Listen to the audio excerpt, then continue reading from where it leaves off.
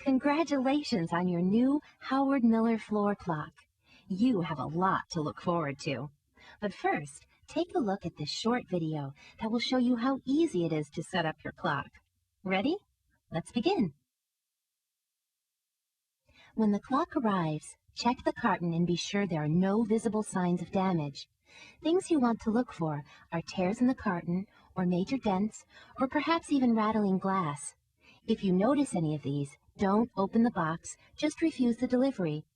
If you find damage after you've opened the carton, call the freight carrier and request an inspection report. This must be done within 14 days after you receive delivery.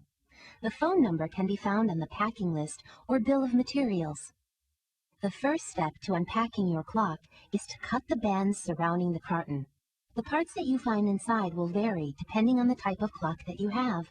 Along with your clock, you may find these things: a pendulum, a box containing your weights, door key and winding crank, and a finial if you have one, along with your owner's instruction manual. Set these aside for now. We'll get back to them in a minute. Now, let's continue unpacking your clock. At the top of the box and above your clock, you'll find a box that contains your finial, if you have one, and your owner's instruction manual. You then remove the packing collars and locate the box marked pendulum. Set that aside. Now, remove the clock from the carton and discard the plastic bag that was protecting it. At the bottom of the shipping carton, you'll find a box that contains your weights, your door key, and the winding crank. Adjust the leveling feet so the clock has additional stability. Now, we're ready to set up the clock. For cable-driven side access clocks, first open the door. Then you'll have access to the clips that secure the side access panels. Release the clip so that you can then remove the panel. You'll notice 3 styrofoam blocks. Just leave those and allow the clock to run for about 24 hours. Remove the cardboard that protects the chime hammers.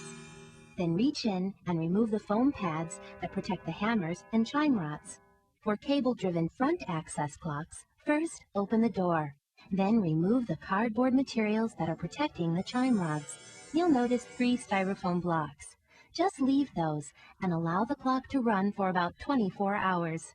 Reach up behind the dial and locate the foam pad that protects the hammers and rods, and be sure to remove this from both sides of the movement.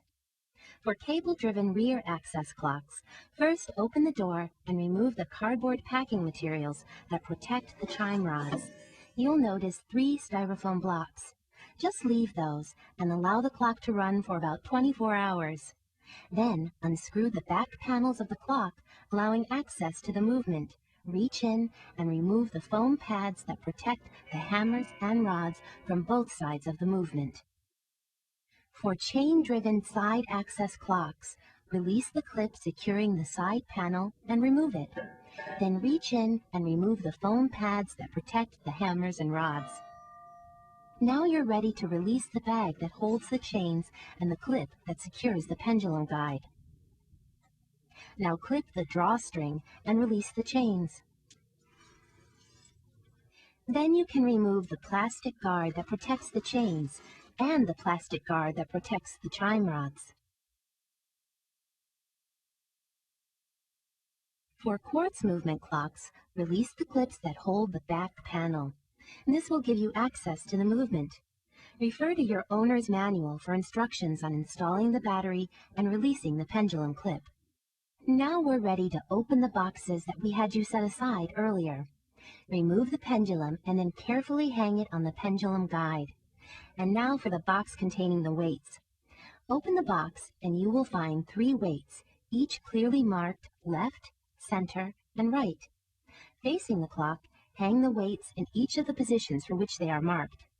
Just a reminder, don't remove the 3 styrofoam blocks until the clock has run at least 24 hours.